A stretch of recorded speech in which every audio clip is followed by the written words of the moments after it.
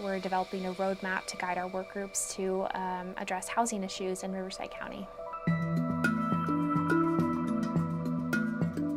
We received a call from the Public Health Alliance of Southern California. They were interested in a power sharing project to involve 2 health departments in different parts of Southern California.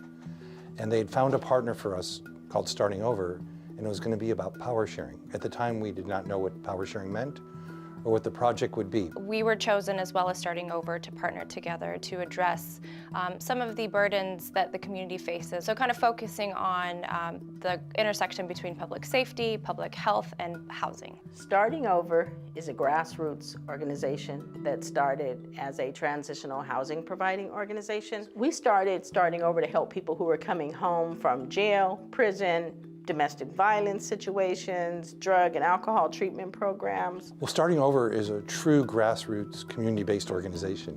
They're used to working with the community and also demanding what they wanted from the government groups that provide that work. And politics isn't really part of it. Being nice isn't part of it. They demand what they need and they expect to get it. But there are certain things that we can do as a community organization, as a community partner, that the government cannot do. And we have to do those things.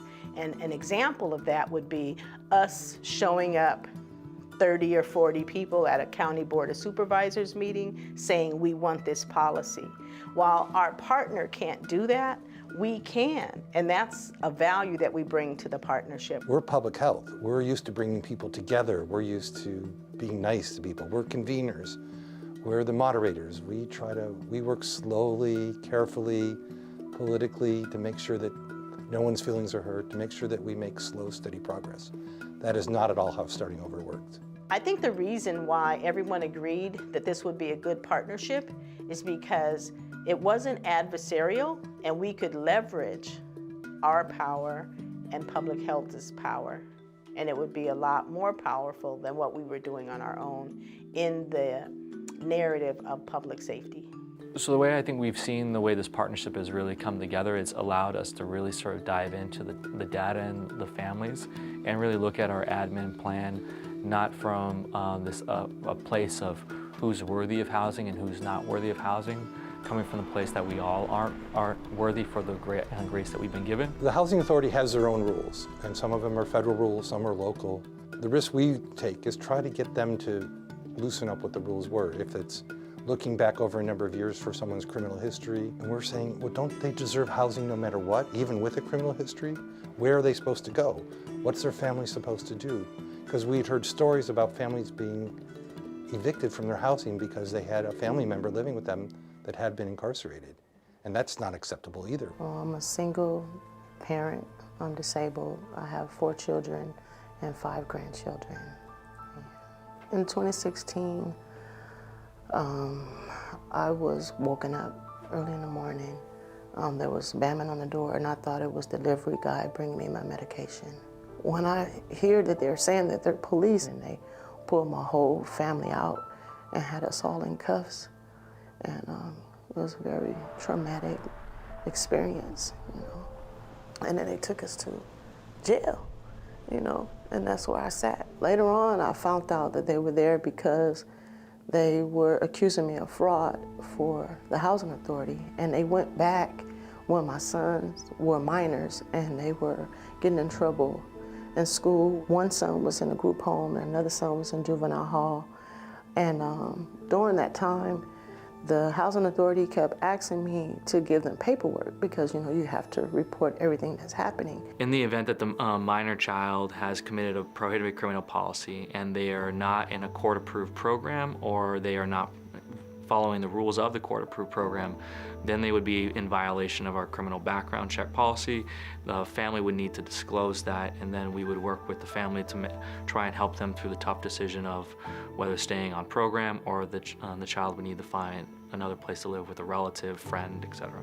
I let them know that he was coming home, and they said, well, he can't come home. He won't be able to live with you. And I couldn't understand that. I started searching for a lawyer. I met Toya Vick because someone had referred her to me. I do pro bono legal work sometimes for cases that are kind of related to justice. So I took her case and I heard her story, and I was just so moved by her life and her strength that I went to court for her. And that became the beginning of me being aware of the issues. And for a lot of reasons, oftentimes mothers, usually mothers, will not report if a child goes to juvenile hall because the very reason that their housing would be in jeopardy. And that's a tough place for any woman to be in. And so we were successful in getting the criminal case dismissed. And what we wanted to do was more for her and for the countless other women like her. I can't speak for what's happened in the past and the way things were handled previously to this partnership. But I think part of this partnership is to look at the cases that have, the lived experiences that have taken place. What were the circumstances that drove those decisions, the end assistance or stay-in program, et cetera, to figure out ways like how can we be better? Are there better ways for us to respond going forward? To figure out dealing with the current crisis as it comes forward to us. We know that Riverside County has stopped placing people's housing assistance at risk when a juvenile in the house is incarcerated. And so through probation, through the housing authority, through our partnership, that's happened. And that wasn't happening before the partnership. And I think one of the next steps for our partnership is to make sure that this becomes codified and memorialized in some writing, whether it's an ordinance or some changes to codes that will make sure that when the beautiful people that are currently running the county are no longer there, that we don't go back to what we used to do. We went to Board of Supervisors in Riverside. We went there, and that's when I was able to tell my story, and a few other people was there too, quite a few people. And at that time, Housing Authority had a 7-year look-back period. And upon hearing our story, they did change that from 7 years to 3-year look-back period. So I am honored to have this time and space, and I really thank them a lot for that. They are helping save my life and my family's and many, many more to come.